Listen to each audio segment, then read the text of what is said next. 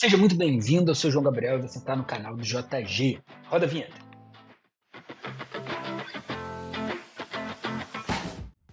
Fala pessoal, então estamos aqui de volta nesse momento para resolver os exercícios sobre a nossa aula de número 4, que foi a aula de movimentos no vácuo. Então, trouxe aqui 5 questões. Se você assistiu a nossa última aula, você já encontrou essa lista de exercícios lá na descrição do último vídeo. E agora a gente vai resolver. Vamos ver como é que ela fica. Trouxe aqui apenas questões do Enem que abordaram esse tema, tá? Então, sem mais delongas, olho na tela, acompanha comigo. Questão de número 1 fala assim.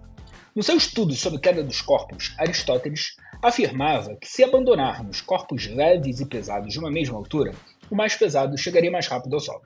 Essa ideia está apoiada em algo que é difícil de refutar, a observação direta da realidade baseada no senso comum. Após uma aula de física, 2 colegas estavam discutindo sobre a queda dos corpos e um tentava convencer o outro de que tinha razão. O colega A diz: o corpo mais pesado cai mais rápido que um corpo menos pesado, quando largado de uma mesma altura.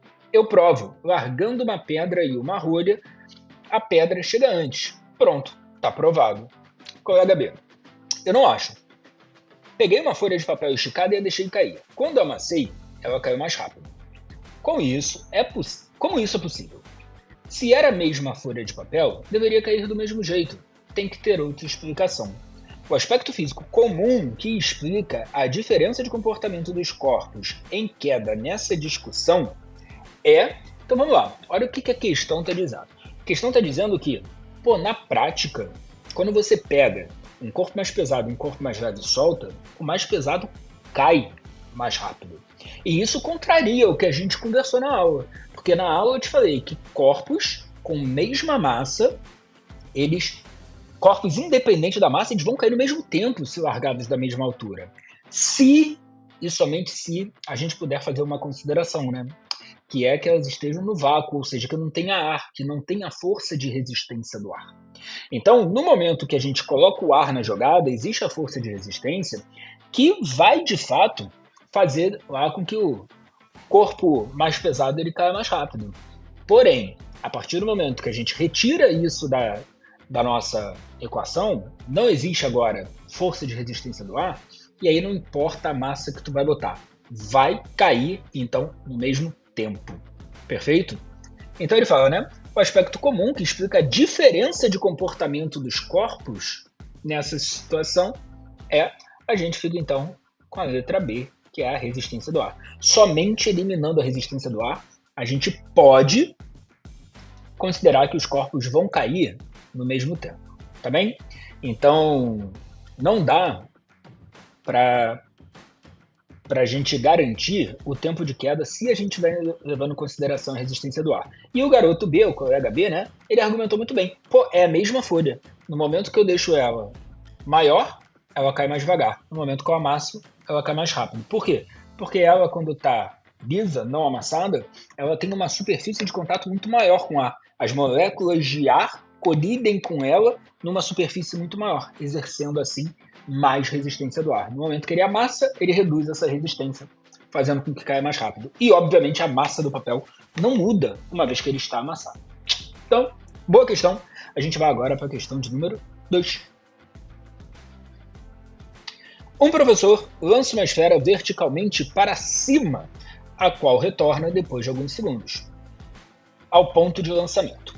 Em seguida, lista um quadro de possibilidades para as grandezas cinemáticas. E aí você tem velocidade e aceleração, módulo sendo igual ou diferente de zero, sentido para cima, para baixo ou indefinido. Ele solicita aos alunos que analisem as grandezas cinemáticas no instante que a esfera atinge a altura máxima, escolhendo uma combinação para os módulos de sentido da velocidade e da aceleração. E aqui corresponde a combinação correta é, olha o que ele está dizendo, um professor lança verticalmente para cima. O que é isso? Isso daqui nada mais é então do que um lançamento vertical para cima. Acho que o nome ele já é bastante sugestivo. Quando a gente tem um lançamento vertical para cima, o corpo sai daqui com uma velocidade inicial e conforme ele vai subindo, a gente viu que ele vai perdendo velocidade até o ponto que chega na altura máxima. Por que que ele vai perdendo velocidade? Por conta da gravidade, que é uma aceleração voltada para baixo. A gente sabe isso. No momento que ele atinge a velocidade, a altura máxima, é justamente porque ele não vai mais subir. Se ele não vai mais subir, é porque ele não tem mais velocidade para subir. Então, a velocidade na altura máxima, ela é igual a zero. E é isso que a questão está perguntando, tá? A questão está perguntando justamente sobre as grandezas de velocidade e aceleração na altura máxima. Então, na altura máxima, a velocidade do corpo é igual a zero, sem problema. Beleza. E a aceleração? Cara, a aceleração era quem? Era a gravidade. Não é porque o corpo chegou na altura máxima que não tem mais gravidade, né? A gravidade continua ali. Então a gravidade continua sendo agora diferente de zero, porque ela continua. E como é a aceleração da gravidade, o tempo todo apontando para onde? Para baixo.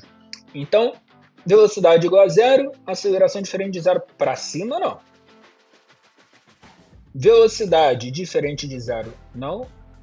Velocidade igual a zero e aceleração diferente de zero para baixo. Perfeito, né? Então a gente fica aqui com a letra C, sem problemas. Repara, por enquanto, né, apenas questão teórica, tranquilo. Aqui você vai encontrar no Enem questões tanto do tipo teórica, tá, quanto de fazer contas. Ah, qual que aparece mais? Hoje em dia, 50-50. Então você vai encontrar dos dois, questões teóricas e questões que você tem que fazer conta. Vamos para a questão de número 3, que também é uma questão do tipo teórica. Vamos lá? Nos desenhos animados, com frequência se vê o personagem correndo na direção de um abismo. Mas, ao invés de cair, ele continua andando no vazio, e só quando percebe que não há nada sob seus pés é que ele para de andar e cai verticalmente. Então você já deve ter visto diversos desenhos em que o cara vai andando, aí está o abismo aqui. O abismo acabou aqui a parte do chão. E ele continua. Aí no momento que ele percebe que não tem mais nada no chão, ele olha para baixo e aí cai reto. Óbvio que isso não corresponde à realidade. No entanto, para observar uma trajetória de queda em um experimento real, pode-se lançar uma bolinha com velocidade constante, V0, sobre a superfície de uma mesa e verificar o seu movimento de queda até o chão. Então ele está falando aqui sobre um lançamento horizontal, em que a gente vai arremessar uma bolinha do alto de uma mesa e ela vai ser lançada horizontalmente dessa mesa. E ele pergunta qual a figura que melhor representa a trajetória da bolinha. A letra A descreve exatamente o que acontece nos desenhos, né? Que não é o que acontece.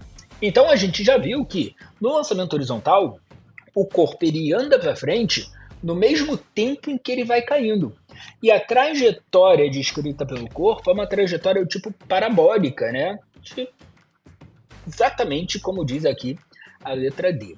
Então, ó, questão tranquila, questão só para abordar se você sabe como que é o lançamento horizontal e qual é a trajetória do corpo, sem problemas nenhum, bem suave.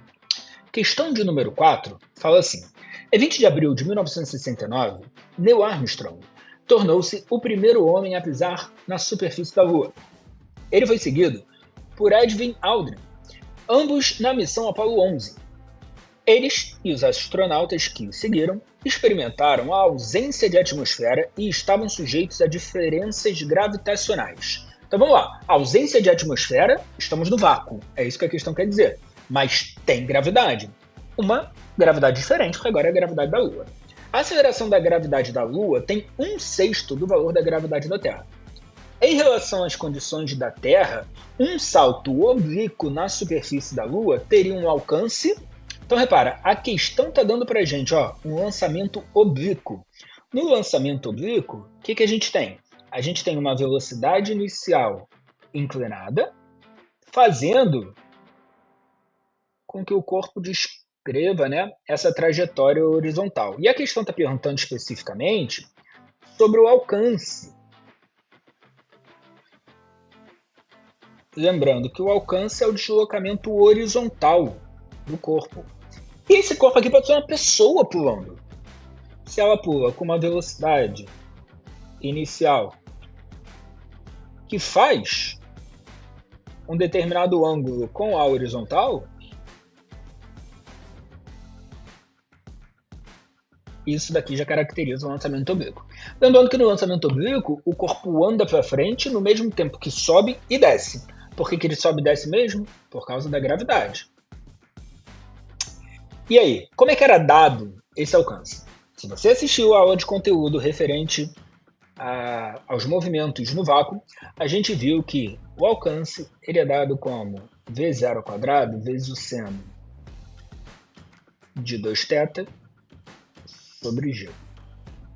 A questão está perguntando, tá, sobre um salto oblíquo na superfície da Lua. O que acontece com o alcance? Qual é a diferença lá na Lua? A diferença é que na Lua a gravidade é menor, quanto a 1/6 da Terra.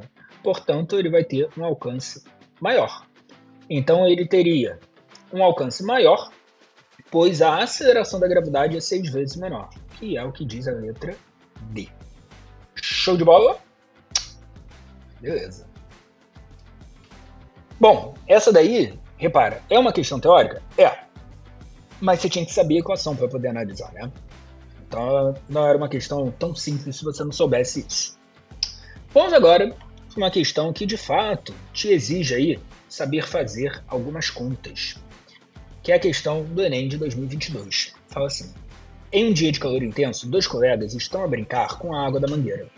Um deles quer saber até que altura o jato de água alcança a partir da saída da água, quando a mangueira está posicionada totalmente na direção vertical. Para aí. O que a questão está falando? A questão está dizendo que a gente tem uma mangueira que está posicionada na vertical e, com isso, ela vai emitir água para cima. E conforme essa água vai subindo, ela vai perdendo velocidade. Até que uma gota aqui de água que sai com velocidade para cima, velocidade inicial V0, chega até aqui em cima com uma velocidade igual a 0. Por que igual a 0? Porque chegou na altura máxima. Então chegou na altura máxima.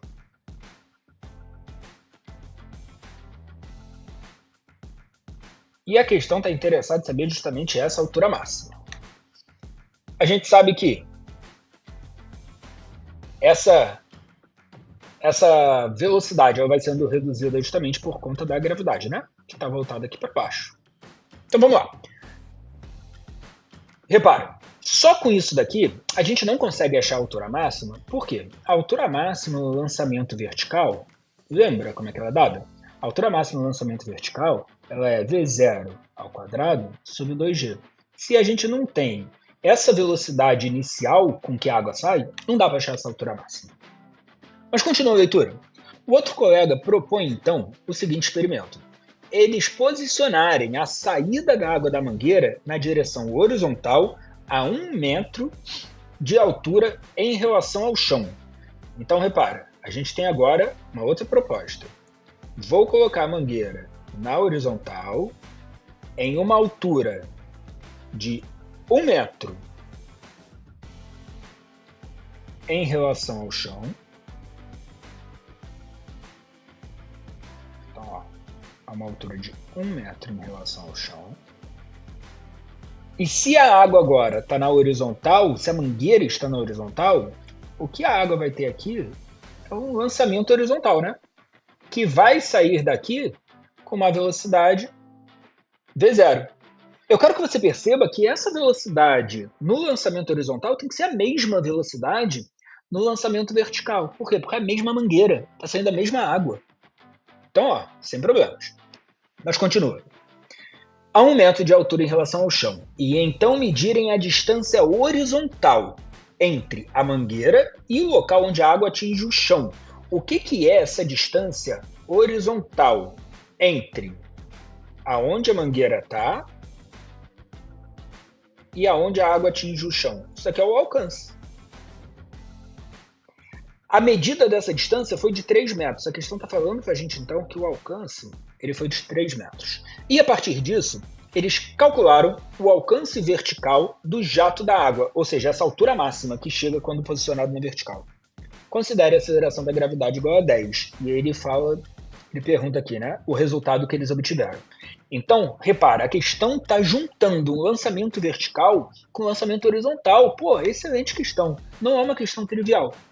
Onde está te perguntando a altura máxima lá no lançamento vertical. O que a gente precisa? Da velocidade com que a água sai da mangueira. O que a questão deu para a gente? Um lançamento horizontal. Então a gente vai utilizar esse lançamento horizontal para calcular essa velocidade inicial e então jogar na primeira situação. Como que a gente calcula essa velocidade horizontal, que é a velocidade que atua aqui no eixo X? Lá na aula de lançamento horizontal, o que eu te falei?